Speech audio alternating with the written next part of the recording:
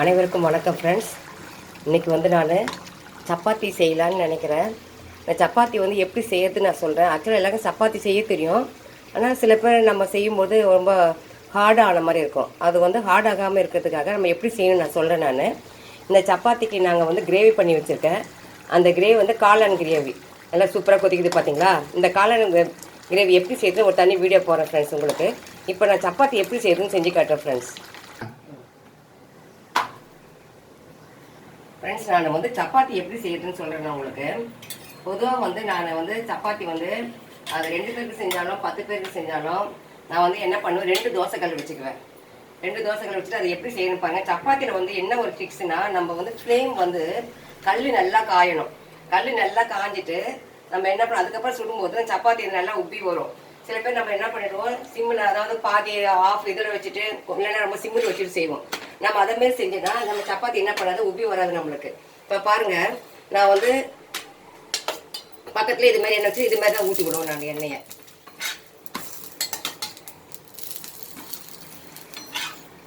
இது உப்பி வருது பார்த்தீங்களா ஃப்ரெண்ட்ஸ்.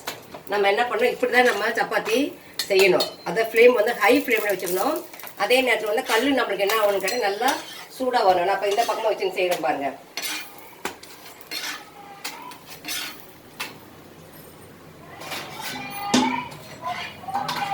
நல்லா குயிக்காக பாருங்கள் ஃப்ரெண்ட்ஸ். இப்போ நம்ம இது மாதிரி போட்டுட்டு அடுத்தது நான் என்ன பண்ணுவேன், இங்கே போட்டுடுவேன். போட்டுட்டு நம்ம இந்த ஆயில் வந்து இப்படி லைட்டாக தொட்டு இப்படி விட்டால் போதும் நம்மளுக்கு. நான் ஏற்கனவே ஆயில் சுடு தண்ணி ஊற்றி நான் பிசைஞ்சு வச்சுருக்கேன். அதனால் வந்து நம்மளுக்கு அது கரெக்டாக இருக்கும். எப்படி உப்பி வந்து பாருங்கள். அந்த சப்பாத்தி நம்மளுக்கு நல்லா சாஃப்டாக கிடைக்கும். நான் இப்போ தான் எடுத்தேன் பாருங்கள், எவ்வளோ ஃபாஸ்ட்டாக சுடுறேன் பாருங்கள். 2 கல்லை போட்டுட்டுனா எனக்கு எப்பவுமே நான் 2 கல் போட்டு தான் செய்வேன்னு நான். எனக்கு கொஞ்சம் ரொம்ப சீக்கிரமாக முடியும் வேலை, அதனால் சொல்லிட்டு. இப்போ பாருங்கள் ஃப்ரெண்ட்ஸ், எவ்வளோ அழகாக அதில் போட்டு போட்டு பண்ணுறேன் பாருங்கள். பக்கத்துலேயே வந்து என்ன பண்ணேன், எண்ணெய் இதுக்கு இது வச்சுக்கிட்டேன், தூக்க வச்சுக்கிட்டேன். சும்மா லைட்டாக போதும்.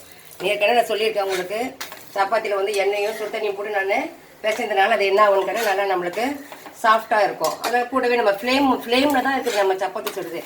எங்கள் வீட்டுக்கு வரவங்க கேட்பாங்க, எப்படி உங்கள் சப்பாத்தி மட்டும் இவ்வளோ சாஃப்டாக இருக்குது அப்படின்னு சொல்லிட்டு கேட்பாங்க. அதுக்கு ரீசன் வந்து இந்த மாதிரி செய்கிறது தான். நான் பக்கத்துலேயே வந்து என்ன வச்சுருக்கேன்னா தூக்கு வச்சுருக்கேன். இதை வந்து அப்படியே தூக்கிடாதீங்க, ஏன்னா இந்த ஃப்ளேம் வந்து இதில் படும்போது ஹீட்டாக இருக்கும். அதை தூக்கும்போது இந்த பக்கம் பிடிச்சிட்டு நம்ம தூக்கணும். நான் எப்பவுமே வந்து கீழெல்லாம் வச்சுக்க மாட்டேன், பக்கத்துலேயே வச்சுக்கிட்டு நான் செய்வேன்.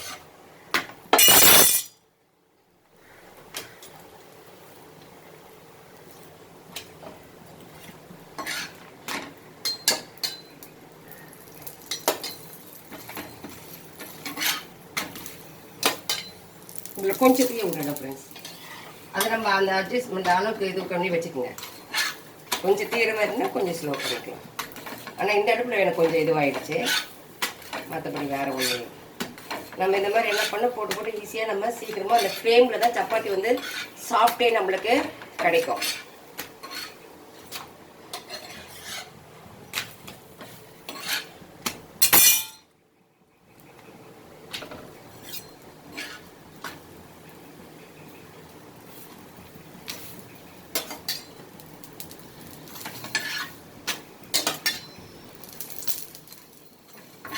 இந்த ஃப்ளேமை வச்சுட்டு நம்ம கரெக்டாக செய்யணும் ஃப்ரெண்ட்ஸ்.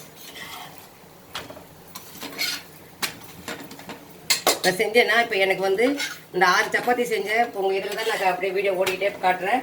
ஒரு 5 நிமிஷத்தில் முடிஞ்சிடும் ஃப்ரெண்ட்ஸ்.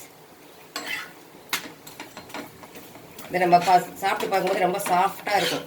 நீங்கள் இதே மாதிரி வந்து மாவை என்ன பண்ணுங்கள், நல்லா சுடு தண்ணி ஊற்றி கொஞ்சம் 2 டீஸ்பூன் எண்ணெய் ஊற்றிட்டு நம்ம செய்யணும்.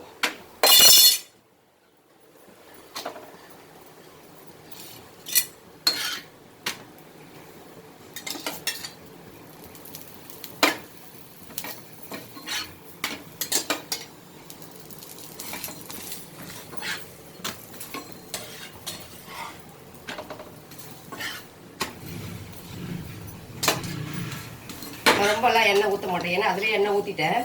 அதனால் வந்து நம்மளுக்கு வந்து சாஃப்டாக இருக்குது பாருங்கள். டக்குன்னு போட்டு போட்டு எடுத்துடலாம். இப்போ நாங்கள் 2 பேர் தான், நான் எனக்கும் எங்கள் ஹஸ்பண்டுக்கு மட்டும்தான் சப்பாத்தி. ஆனால் வந்து ஒரு 10 பேர் இருக்கிறவங்க நம்ம என்ன பண்ணலாம், இதுமாதிரி 2 தோசைகளை போட்டுக்கிட்டே நம்ம ஈஸியாக முடிஞ்சிடும். இல்லைன்னா ஒரு தோசைக்கு நம்ம என்ன பண்ணணும், உட்காந்துட்டுருக்கணும். அது நம்மளுக்கு ரொம்ப லேட் ஆகும். இப்போ பாருங்கள், இதை ஆஃப் பண்ணிடுற போதும். இப்போ முடிஞ்சிடுச்சு. எவ்வளோ குயிக்காக சுட்டு எடுத்தேன் பார்த்தீங்களா? இந்த பக்கத்துலேயே என்ன பண்ணுங்கள், எண்ணெயை வந்து இப்படி வச்சுக்கோங்க. வச்சுட்டு ஸ்பூன் எடுத்து ஊற்ற வேணாம். இப்படி எடுக்கிறோம்ல, அதில் எடுத்து ஊற்றினாலே போதும். இந்த ஹீட்டு எவ்வளோ வச்சுருக்கேன் பார்த்தீங்களா? இந்த ஹீட்டு தான் நம்மளுக்கு முக்கியம்.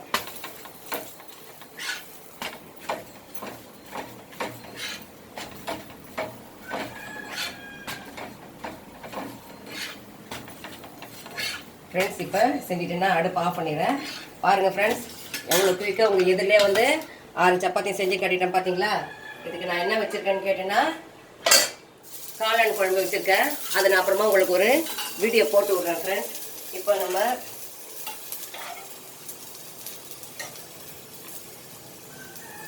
ஃப்ரெண்ட்ஸ் இப்போ பாருங்கள், இந்த சப்பாத்தி புட்டு கட்டுறேன். இவ்வளோ சூப்பராக இருக்குது பாருங்கள், சாஃப்டாக இருக்குது பாருங்கள் ஃப்ரெண்ட்ஸ். இந்த மாதிரி செய்யுங்க. ஃப்ளேம் வந்து ஹை ஃப்ளேமில்